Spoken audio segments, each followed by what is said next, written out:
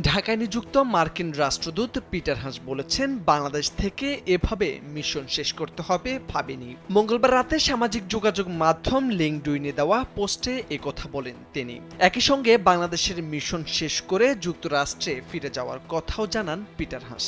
তিনি বলেন, এভাবে বাংলাদেশ মিশন শেষ করতে হবে ভাবিনি। আমি যুক্তরাষ্ট্রে ফিরে যাচ্ছি। দূতাবাসের সব কর্মী, আমার সহকর্মী, পরিবার, বন্ধু ও বাংলাদেশের সাধারণ মানুষের প্রতি কৃতজ্ঞতা। বাংলাদেশের উজ্জ্বল ভবিষ্যৎ কামনা করি। এই পোস্টের সঙ্গে মার্কিন দূতাবাস ঢাকার একটি ফেসবুক পোস্ট যুক্ত করে দেন পিটার হাস। পোস্টে বাংলাদেশে মার্কিন দূতাবাস কর্মীদের নিরাপত্তা সম্পর্কিত দেশের বর্তমান পরিস্থিতিতে যমুনা রেফ্রিজারেটর, খাবার ফ্রেশ তো লাইফ জম্পেশ। কর্মীদের নিরাপদে থাকার নির্দেশনা দেওয়া হয়েছে। ঢাকায় মার্কিন রাষ্ট্রদূত হিসেবে 2022 সালের 1 মার্চ বাংলাদেশে এসেছিলেন পিটার হাস। তখন রবার্ট মিলারের স্থলাভিষিক্ত হন তিনি।